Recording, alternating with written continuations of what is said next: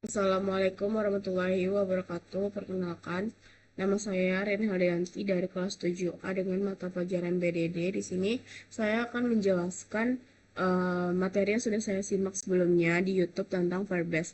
Jadi Firebase itu adalah platform pengembangan aplikasi yang menyediakan berbagai layanan backend seperti autentikasi dan database. Nah, di sini ada setting up web page.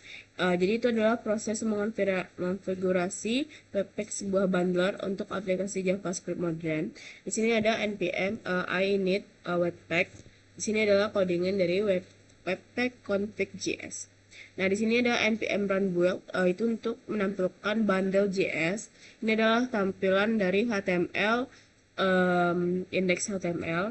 Di sini setting up Firebase. Jadi sebelumnya kita sudah memiliki akun di website Firebase dengan nama objek terserah. Kebetulan saya sini membuat nama objeknya adalah Firebase 9. Sini kita akan memiliki config atau APA yang untuk digunakan di index.js. Di sini ada first store setup atau fetching data, yang dimana itu adalah fetching data sumber eksternal seperti API, Application Programming Interface, server atau database untuk digunakan dalam aplikasi atau website. Nah, jadi di sini adalah codingan dari index.js dengan collection DB books. Nah, di sini bisa dilihat collection yang kita buat itu adalah namanya books dengan dokumen ID. Jadi ID ini itu acak yang sudah ditentukan oleh mereka. Di sini saya ada memiliki 4 ID yang berbeda dengan tipe string. Value itu terserah kita membuat apa. Sini ada author Patrick Rothfuss dan titelnya The Name of the Week. Nah, ini ada adding dan deleting dokumen. Jadi di sini kita bisa mendelete ataupun menambahkan dari title dan author dengan HTML seperti ini. Ada real time collection data. Jadi real time itu adalah untuk mendapatkan memperbarui data secara langsung dan instan dari server ke aplikasi pengguna tanpa perlu melakukan refresh atau polling ulang secara manual. Jadi di sini adalah titelnya The Way of King, outdoornya Brandon set sound dengan array ada 5. Di sini ada title, ada adores dan ID yang berbeda seperti sebelumnya. Di sini adalah codingan dari real time collection data. Ini ada beberapa 6 array yang sudah ditampilkan. Ada first store queries. Jadi itu gunanya untuk menggunakan kondisi dan filter yang menyediakan API untuk membuat query yang memungkinkan pengembangan mengambil dan terstruktur, terfilter, dan efisien. Nah, jadi ini adalah getting start Firebase. Dari konsolnya ada 2 array yang menggunakan Adore Patrick Rothfuss, bisa dilihat di sini. Nah, ini di sini ada ordernya dan ada title dan ID.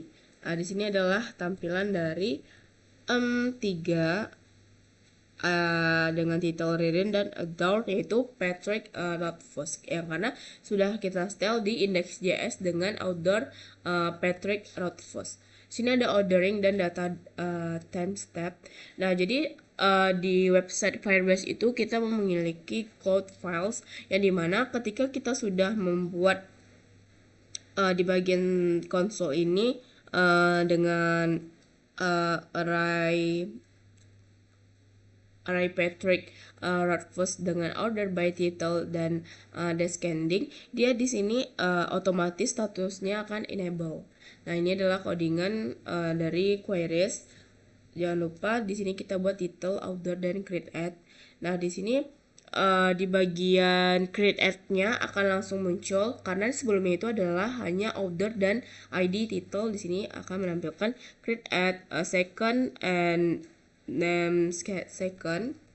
Terus di sini ada fetching and single document.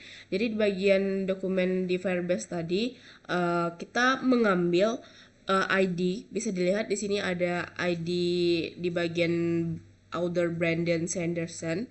Di sini adalah updating dokumen. Jadi di sini kita bisa mengupdate data dengan membuat Firebase out. Ini adalah indeks HTML-nya dengan email Heldayanti Ririn. Di sini bisa kita lihat dia akan mengupdate dokumen tersebut. Di sini ada setting up Firebase out. Jadi di sini cons out get up get out-nya jangan lupa. Sini adalah sign in user app, ada sign up, ada email, password. Jadi kita ingin masuk itu harus menggunakan email dan password. Di sini sangat penting create user with email and passwordnya harus buat. Sini adalah codingan bagian index.js-nya. Ada login dan logout, di mana ketika kita email Heldayanti Ririn ini dengan password yang kita buat, kita akan login dan logout. Bisa dilihat di sini user logout dan user login. Di sini adalah codingan index.js untuk bagian logout button, login from, tentunya ada email dan password ya. Terus dia ketika sudah logout maka dia akan membuat user login. Ketika user sudah login maka dia ada kata user login.